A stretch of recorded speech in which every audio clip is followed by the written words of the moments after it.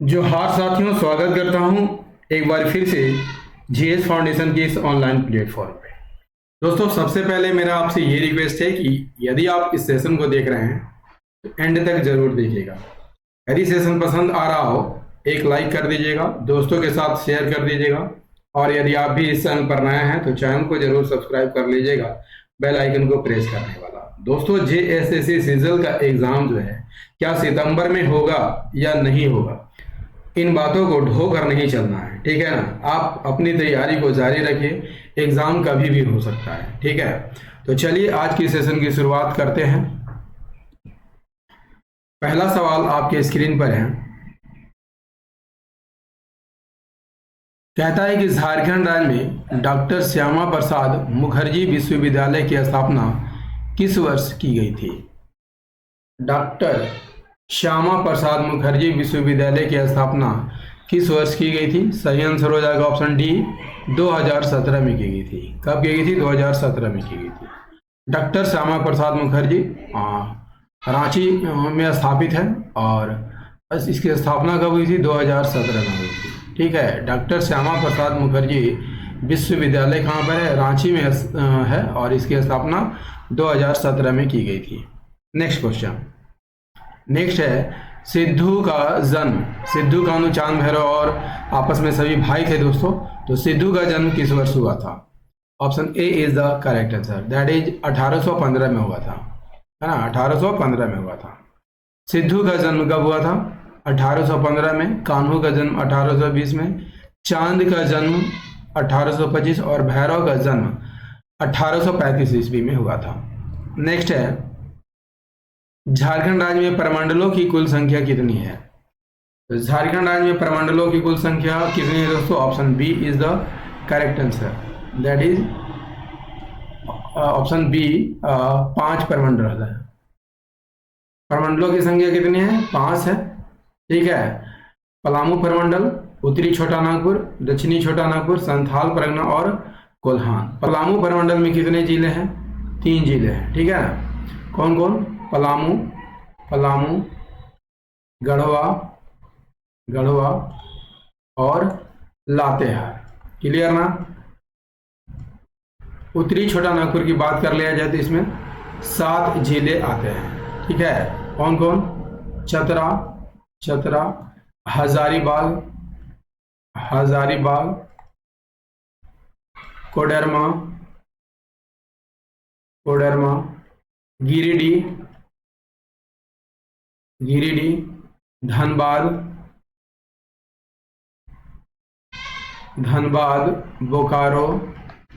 बोकारो और रामगढ़। ये 7 जिले जो हैं उत्तरी छोटा नागपुर में आते हैं। दक्षिणी छोटा नागपुर की बात कर लिया जाए तो इसमें 5 जिले आते हैं। कौन कौन है?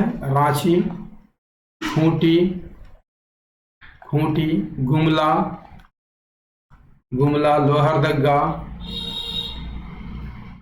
लोहरदगा और सिमडेगा, है ना। ये 5 जिले जो हैं दक्षिणी छोटा नागपुर में आते हैं। संथाल परगना में 6 जिले आते हैं। वे जिले कौन कौन हैं? देवघर, दुमका, गोड्डा, साहेबगंज, पाकुड़ और कौन है? जामताड़ा है, ठीक है ना। और कोल्हान प्रमंडल में 3 जिले आते हैं। पूर्वी सिंहभूम, पश्चिमी सिंहभूम और सरायकेला खरसावां। क्लियर ना। नेक्स्ट है झारखंड राज्य के नए प्रतीक चिन्ह में सौर चित्रकारी के कितने नर्तकों को दिखाया गया है? Answer is the option D. कितने नर्तकों को दिखाया गया है? 48 नर्तकों को दिखाया गया है। प्रतीक चिन्ह की बात कर लिया जाए तो 14 अगस्त 2020 को इसका अनावरण किया गया था। कहां पर? रांची के आर्यभट्ट सभागार में, ठीक है। प्रवाही कब हुआ? 15 अगस्त 2020 को। इसका विन्यास कैसा है? चक्राकार या वृत्ताकार है, ठीक है। जो किसका प्रतीक है? प्रगति का प्रतीक है। क्लियर ना। किस रंग का प्रयोग किया गया? हरे रंग का प्रयोग किया गया है। जो हरी भरी धरती और वन संपदा को दिखाता है। 5 वृत्त कुल इसमें दिखाई देते हैं दोस्तों। पहले वृत्त में झारखंड सरकार हिंदी में और गवर्नमेंट ऑफ झारखंड इंग्लिश में लिखा हुआ है ना, आपको दिखाई दे रहा होगा प्रतीक चिन्ह में। दूसरे वृत्त में 24 हाथी को दिखाया गया है, जो राज्य के ऐश्वर्य का प्रतीक होने के साथ साथ राज्य के प्रचुर प्राकृतिक संसाधन और समृद्धि को दिखाता है।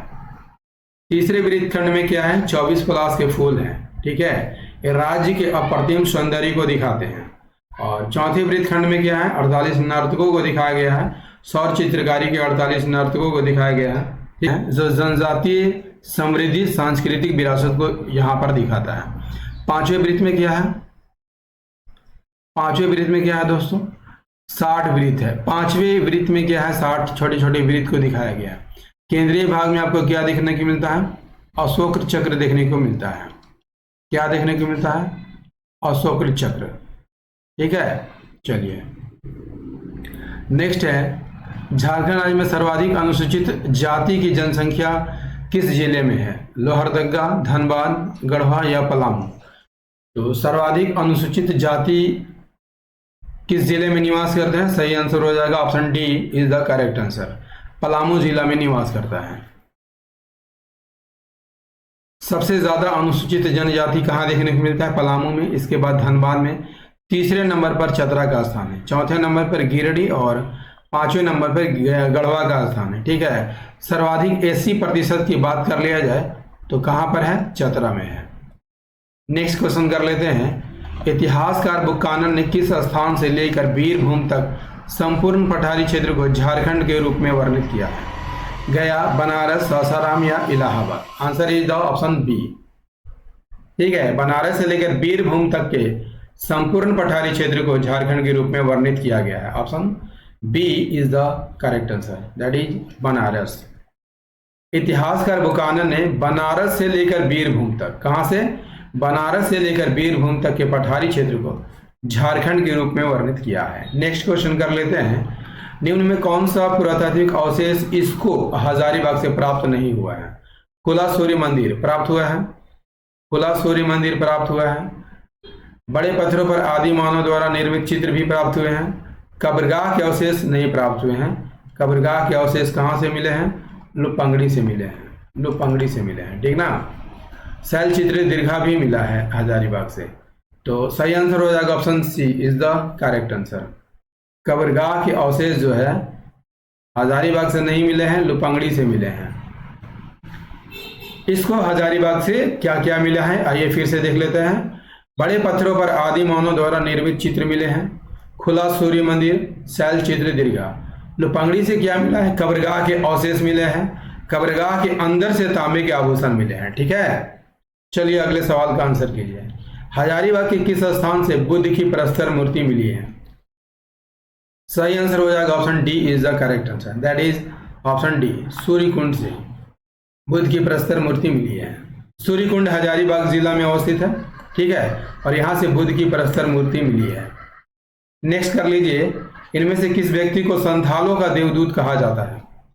तो संथालों का देवदूत किसे कहा जाता है, डॉक्टर एंड्रू कैंपबेल को कहा जाता है।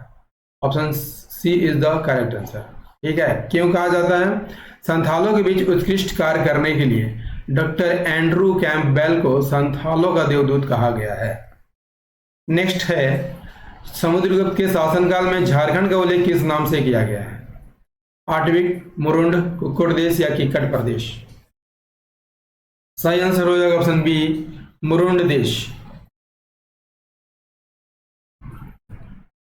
समुद्रगुप्त की बात कर लिया जाए दोस्तों, समुद्रगुप्त की बात कर लिया जाए तो गुप्त वंश का सबसे प्रतापी शासक था, इसका पुत्र था चंद्रगुप्त प्रथम का पुत्र था, और समुद्रगुप्त को भारत का नेपोलियन कहा जाता है। क्लियर ना। इसके विजय का वर्णन किसमें है, प्रयाग प्रशस्ति में है, जिसे इलाहाबाद प्रशस्ति के नाम से भी जाना जाता है, ठीक है। प्रयाग प्रशस्ति के लेखक कौन थे दोस्तों, हरिसेन थे। इंपॉर्टेंट रहेगा आपके एग्जाम के दृष्टिकोण से, काफी सवालों में पूछा गया है, ठीक है, काफी एग्जाम में पूछा गया सवाल है। आठवीं विजय की चर्चा, झारखंड प्रदेश इसी आठवीं प्रदेश में शामिल था, ठीक है। इसके विजयों में आठवीं प्रदेश भी शामिल था दोस्तों। जो कि इसमें भी झारखंड प्रदेश शामिल था। ठीक है, समुद्रगुप्त ने पुंडवर्धन को अपने राज्य में मिला लिया था और इसमें भी आपको झारखंड देखने को मिलता है। चलिए अगले सवाल का आंसर कर लीजिए, थोड़ा स्टेटमेंट वाला सवाल है, ध्यान से कीजिएगा। गुलाम वंश के संदर्भ में निम्न में से कौन सा कथन सत्य है? ए, गुलाम वंश के समय झारखंड की सीमा में मुस्लिम सेनाओं की छावनियां स्थापित की गई थी, बिल्कुल सही है। बी, इल्तुतमिश तथा बलबन के शासन काल में इनके प्रभाव से झारखंड मुक्त रहा, बिल्कुल सही कथन है। गुलाम वंश के शासक इल्तुतमिश और बलबन के समय झारखंड में नागवंशी राजा हरिकर्ण था, बिल्कुल ये भी सही कथन है। यहाँ पर ऑप्शन डी सही आंसर हो जाएगा। उपरोक्त सभी कथन यहाँ पर सही है। इल्तुतमिश और बलबन, ठीक है, गुलाम वंश के शासक थे। ठीक है, यदि आपसे पूछ लिया जाए कि गुलाम वंश की स्थापना किसने की थी, तो कुतुबुद्दीन ऐबक ने की थी। ठीक है, कुतुबुद्दीन ऐबक ने की थी। क्लियर ना? इनके समय में, इल्तुतमिश और बलबन के समय में झारखंड इनके प्रभाव से बिल्कुल मुक्त था। क्यों मुक्त था? क्योंकि नागवंशी राजा हरिकर्ण उस समय शासन कर रहा था और काफी प्रभावशाली और शक्तिशाली शासक था, है ना। चलिए अगले सवाल का आंसर कीजिए। तमाड़ के राजा की बंदी से मुक्त होने में प्रताप कर्ण की मदद निम्नलिखित में किसने की थी?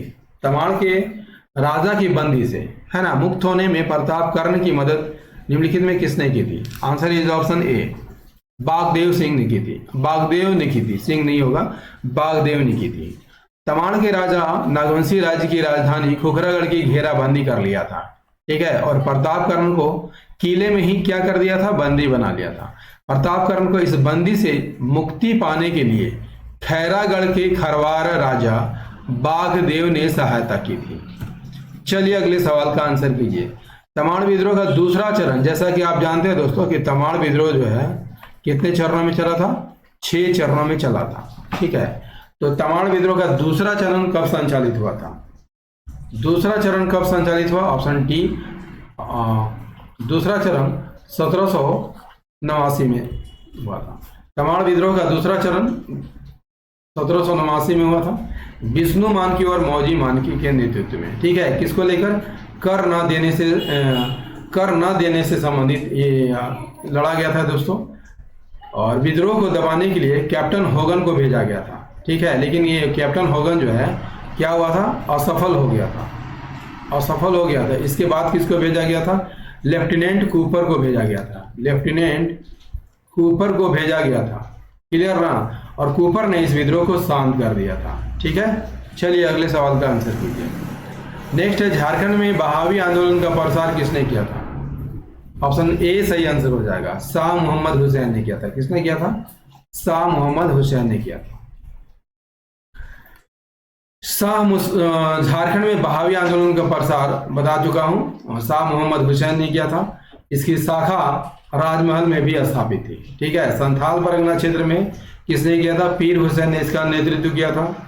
पाकुड़ क्षेत्र में इब्राहिम मंडल ने किया था। क्लियर ना? इब्राहिम मंडल को बहावी आंदोलन के दौरान ही आजीवन कारावास की सजा दी गई थी।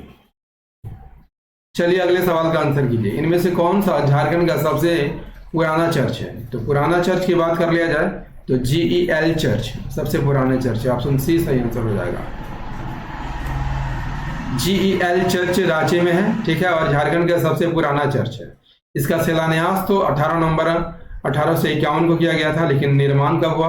1855 में। ठीक है, यानी कि 4 साल बाद निर्माण जर्मन पादरियों द्वारा किया गया था। किस शैली में किया गया था? गौथिक शैली में किया गया था। 1857 ईस्वी के स्वतंत्रता संग्राम के दौरान इस चर्च को तोप के 4 गोले दागे गए थे। दोस्तों, झारखंड जीके का ये सेशन आपको कैसा लगा? कमेंट करके जरूर बता दीजिएगा। यदि सेशन पसंद आया हो एक लाइक कर दीजिएगा, दोस्तों के साथ शेयर कर दीजिएगा, और यदि आप भी इस चैनल पर नए हैं चैनल को जरूर सब्सक्राइब कर लीजिएगा, बेल आइकन को प्रेस करना मत भूलिएगा। ठीक है, मिलते हैं अगले सेशन में, तब तक के लिए जय हिंद, धन्यवाद।